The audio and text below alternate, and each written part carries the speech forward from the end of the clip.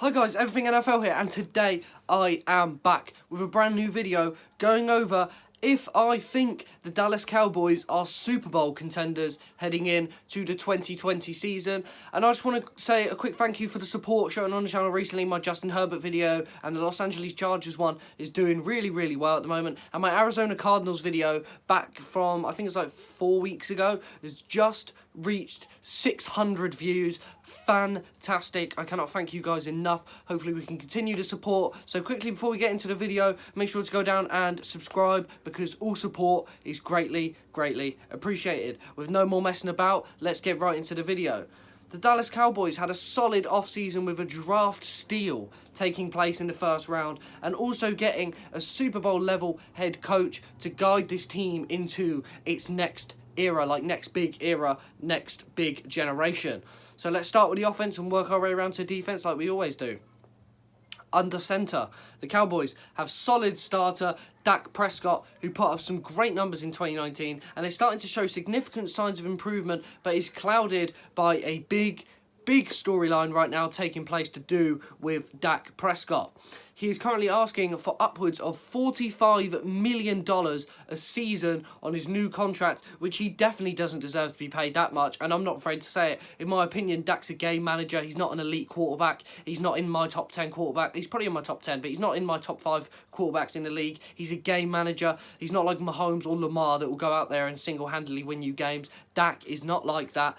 In my opinion, he's worth around 25 to 30 million a year. I wouldn't put up any higher than that. He's definitely not a 45 million a year. Think about Mahomes' new contract's going to be about 45, 50 million a year, and he's definitely nowhere near as good as Patrick Mahomes. So I don't understand where he thinks he's getting that money from, and that idea that he's going to get paid that much. In 2019, he posted some good stats, threw for 4,902 passing yards with 30 touchdowns to 11 interceptions. A good season, which he could improve on greatly heading into 2020. As I think it was Colin Cowherd said, I wouldn't be surprised if Dak wins MVP this year. If Dak wins MVP, I'll be extremely surprised. But I also wouldn't really think too much of it, because the Cowboys are looking and shaping up to be a force in the NFL for years to come.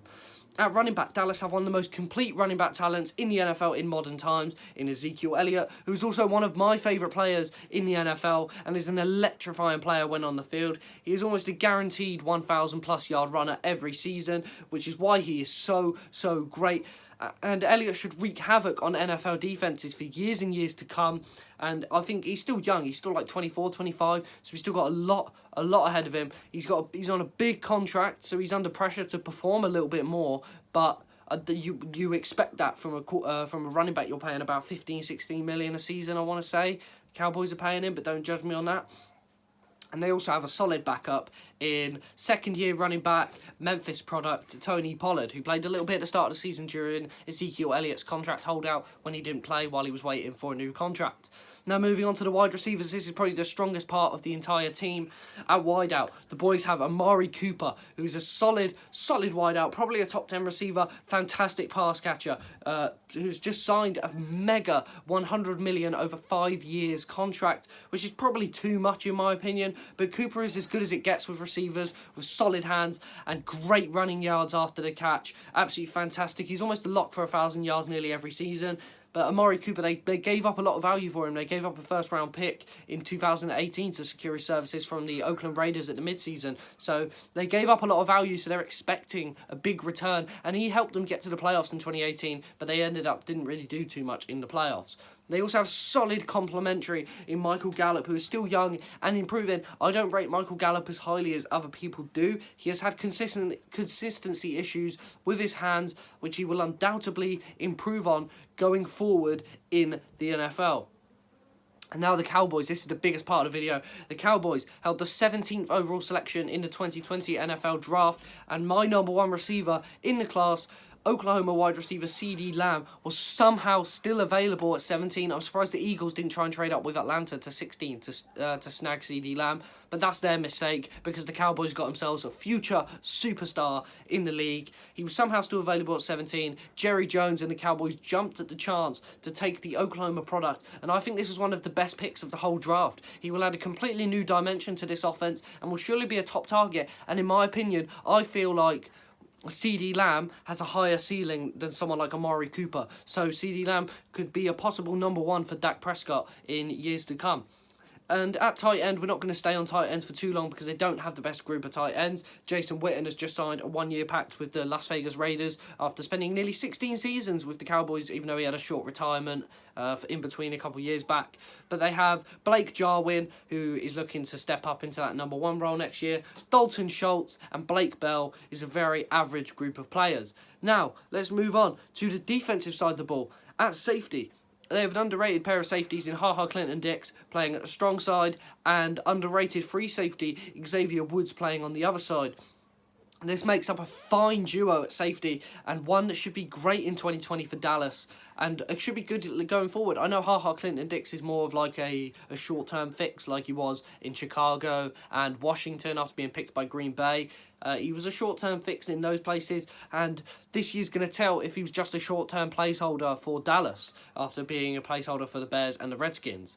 And they also have a solid rotational piece in 2016 third-round pick, Darian Thompson, who hasn't really played too much, but hasn't been necessarily that bad when he has played. So we'll have to wait and see what happens going forward there. At cornerback, the team has just lost one of the league's best lockdown corners in Byron Jones in free agency to a big contract to sign with my Miami Dolphins. However, they have a good room at cornerback, which should be great anyway heading into 2020. A group led by Chidobe Awuzie, who has been a fantastic number 2 corner to Byron Jones for years to come, but will now be thrusted into the main role after Jones' departure. He's got a lot of potential to be one of the best cornerbacks in the NFL, and I like Chidobe Awuzie a lot. I just think he's got a lot of work to do, and if he keeps improving at the rate he has been now, he should be a fantastic number 1 for Dallas for years and years to come. They also have solid choices in Anthony Brown and Jordan Lewis, who are both underrated in my opinion. Anthony Brown's a solid option, but Jordan Lewis is great, and I think he could step up and be a fantastic number 2 for Dallas this season. And they also have 2 rookie cornerbacks that they picked in the draft. The first one being Trayvon Diggs, who they selected out of Alabama, who I think is fantastic, very underrated in the draft. Right at the start of the year, I know his draft stock fell a bit, but he was pegged as a first rounder. But to see the Dallas Cowboys being able to snag him at the back end of the second round, fantastic value for Dallas. And I think Trayvon Diggs couldn't have gone to a better place than Dallas. And they also have 4th round pick Reggie Robinson out of Tulsa. And both of them, Trayvon Diggs and Reggie Robinson, should both play a big role in 2020 and help the Cowboys' defense be a great unit going forward. At linebacker, the Cowboys have one of the best linebackers in the league in Jalen Smith, who is one of my favourite defensive players in the NFL, and is still only 25, so should have plenty of great football left in him and should be a force to be reckoned with in 2020. He was a 2nd round pick, I believe, in 2017 or 18, I'm not too sure, but he was great last year and the year before. He's been fantastic ever since coming into the league, and he's going to keep improving and proving why he deserves to be classed in the top linebacker range. They also have Leighton Vander Esch, who is a fantastic outside linebacker heading into his 3rd season and has been great for Dallas ever since entering the league. Once again, the Boise State product should be fantastic again. He had a bit of a rough start to the season, which saw, even on Madden 20, the game, it saw his dev trait got decreased from Superstar X Factor all the way down to Star. So he had a rough start, but now look at him. He's got all the way back to the top. He's going to be fantastic, and I can see Leighton Vander Esch emerging as one of the best outside linebackers in the NFL over this season, and possibly putting himself up there as the best in the league. It's going to be great to see what Leighton Vander Esch can do. They also have a veteran in Sean Lee on the other side who's been with the Cowboys for absolute ages, but he is nowhere near as good as he used to be and may be replaced in the near future by a rookie or even a free agency signing, and they might even make a trade for an outside linebacker because I still think that is a big need. If you want to make a Super Bowl run, I really don't know if Sean Lee is the guy that will be your number 1 for your Super Bowl run. Along the defensive line, they have a solid set of defensive ends in superstar DeMarcus Lawrence, who's one of the best defensive ends in football and is still relatively young. And on the other side, they have Tyrone Crawford and Aldon Smith, who was just coming back after a long time off. He was great for the 49ers when he got picked, and I think he could be good coming back now. I know he's like 30 now. He's getting a little bit older. He hasn't played in ages, but I'm pretty sure he's still a great player. And I'm very excited to see how Aldon Smith does on his NFL comeback. And they also have solid defensive tackles in veteran Gerald McCoy, who spent a period of last season with the Carolina Panthers and before that spent all of his career with the Tampa Bay Buccaneers. In my eyes, he was a very shrewd pickup in free agency and someone who should make an impact almost instantly on the defensive line. And they also have second-year defensive tackle Tristan Hill and rookie Neville Gallimore, who will rotate and maybe play together if McCoy plays at defensive end. But I see Gerald McCoy playing more at defensive tackle in Mike McCarthy's 4-3 defensive system in Dallas. How do I think the Cowboys will do in 2020? My opinion, best roster in the NFC East, and I think they will win the division. I think they're the best team in the division. They're better than the Eagles. They're better than the Redskins. They're better than the Giants, and I think they'll win the division. Do I think they'll go too far in the playoffs? With the way the playoffs is now, with one team going through getting a first-round bye and 6 others then having to play in the wild card, I really don't know what this could mean for Dallas. I personally see them making a run maybe to the divisional round or the NFC Championship, but I really don't know if Dak Prescott's got it in him to go all the way and make a Super Bowl run.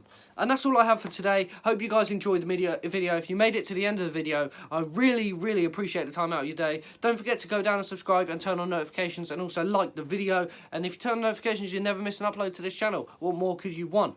And all support is greatly appreciated, guys. I'll be back Wednesday with a rankings list, probably a top 5 or a top 10 or something. So yeah, I'll be back then with a brand new video. See you later, guys.